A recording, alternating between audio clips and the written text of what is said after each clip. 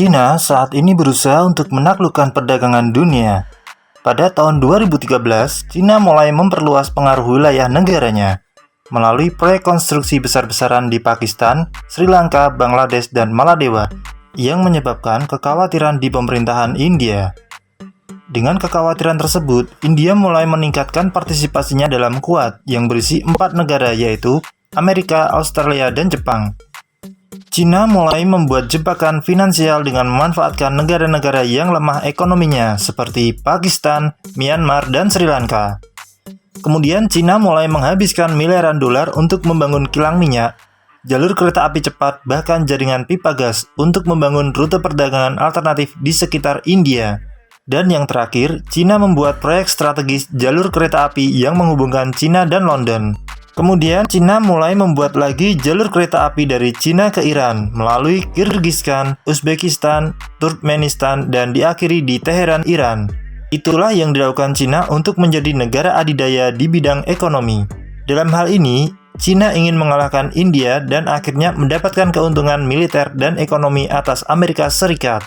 Seperti yang dikatakan oleh Alfred Thier bahwa siapa yang menguasai Samudra Hindia, maka dia akan mendominasi seluruh Asia.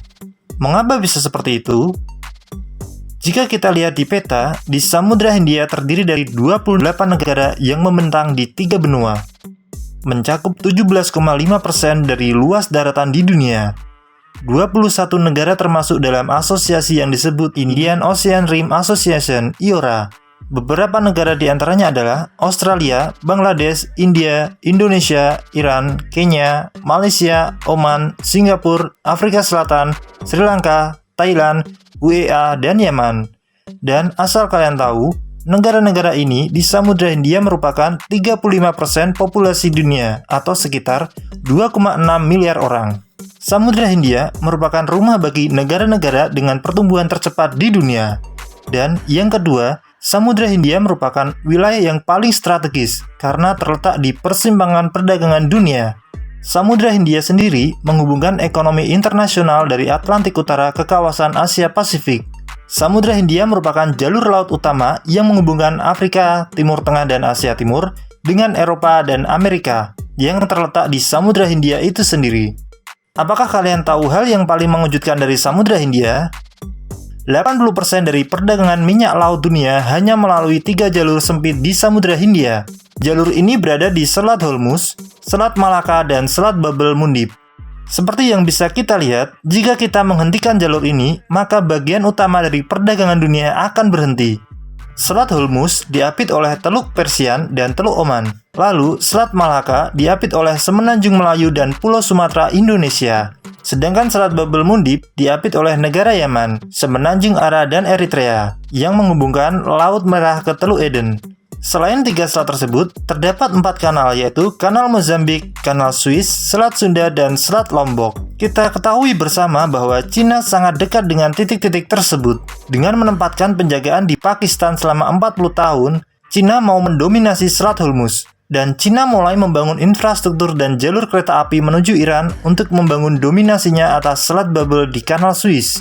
Cina juga membangun pangkalan angkatan lautnya di Djibouti. Kemudian, dengan memanfaatkan Selat Malaka dan Selat Lombok, Cina mulai membuat aliansi strategis dengan Indonesia. Berlanjut dengan Cina yang membuat hubungan dekat dengan pemerintahan Mozambik dan telah mendapatkan kendali atas pelabuhan yang disebut Pelabuhan Salam di Tanzania. Kesimpulannya adalah, perdagangan dunia dapat dikuasai dengan mengendalikan titik-titik tersebut di Samudra Hindia. Dan jika kita lihat Cina, jelas perlahan mulai membangun dominasinya melalui titik-titik tersebut. Inilah alasannya mengapa Samudra Hindia sangatlah penting bagi maritim Cina. Di samping itu, para ahli memperkirakan Samudra Hindia menyimpan sumber daya yang paling berharga di dunia. Diperkirakan 16,8% dari seluruh cadangan sumber daya alam di dunia dan 27,9% cadangan gas alam berada di Samudra Hindia. Inilah penyebabnya sering munculnya konflik antara India dan Cina. Dan Cina sudah mengepung India dengan menempatkan pangkalan laut di negara sekitarnya. Ibarat kalung yang ditempelkan di leher, suatu saat akan mencekik Anda, dan asal kita tahu, teori ini sudah dibahas sejak 1 dekade dan perang Ukraina juga mempengaruhinya. Namun ibarat kalung yang telah ditempelkan di leher, India jelas mempunyai leher yang kuat, sehingga tidak mudah untuk Cina mencekiknya. Dengan strategi yang telah dijalankan, Cina menjadi mitra paling strategis di Samudra Hindia dan menyumbang 16,1% total goods trade pada 2017. Dan seperti yang kita lihat, dalam 2 dekade, Cina telah membangun infrastruktur di Sri Lanka, Myanmar, Pakistan, dan Djibouti. Timbul pertanyaan, mengapa negara-negara ini yang dipilih Cina? Itu karena negara tersebut merupakan jalur perdagangan ekspor-impor minyak Cina ke Afrika, Timur Tengah, dan Eropa. Inilah yang kadang disebut teori untaian mutiara atau Ring of Pearl yang dapat sewaktu-waktu mencekik India. Lalu apa yang dilakukan India untuk mengatasi dominasi Cina tersebut? India secara perlahan, melalui mode siluman melakukan strategi yang disebut kalung berlian. Dimulai dari daerah Gwadar dan Djibouti, India secara cerdik menempatkan pondasinya di Oman. Disinilah kita melihat pelabuhan Daku Baut, yaitu tempat impor minyak mentah India yang mengalir dari Teluk Persia. Tempat ini sangatlah strategis karena terletak di pesisir tenggara Oman dan menghadap ke Laut Arab dan Samudra Hindia. Dan itu adalah akhir dari jalur Laut Arab dan Teluk Aden, di mana berkat hubungan baik India dan Oman, India memiliki akses militer ke wilayah tersebut, sehingga membuatnya menjadi titik pertahanan yang sangat hebat. Kemudian untuk wilayah Mozambik, pada tahun 2015, Perdana Menteri India menandatangani perjanjian dengan presiden setempat untuk mengembangkan wilayah yang disebut Pulau Asumsi untuk militer, dan untuk selat yang paling penting yaitu Selat Malaka dan Sunda, di mana pada tahun 2018 Modi menandatangani perjanjian dengan pemerintahan Singapura yang memberikannya akses untuk Angkatan Laut India, di mana saat berlayar di Laut Cina Selatan, Angkatan Laut India dapat mengisi bahan bakar dan mempersenjatai kembali kapalnya melalui tempat itu. Dan hal ini dilakukan India juga kepada Indonesia. Pada tahun 2018 di Sabang Port, India membuat perjanjian dengan Indonesia yang membuat India dapat menempatkan angkatan lautnya di Selat Malaka.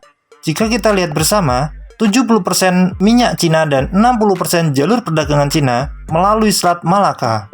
Jadi, jika kita bisa mendominasi jalur ini, berarti kita bisa mengendalikan sebagian besar jalur perdagangan Cina.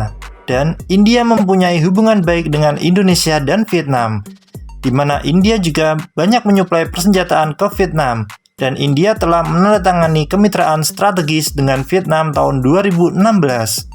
Dan akhirnya pada 9 September 2020, India menandatangani perjanjian dengan Jepang, yaitu Acquisition and Cross-Servicing Agreement, yang memungkinkan militer kedua negara untuk saling bertukar pasokan dan layanan secara timbal balik. Dengan kata lain, Jepang dan India dapat saling mendukung secara persyaratan strategis, dan poin pentingnya adalah India dapat dekat dengan dataran utama Cina.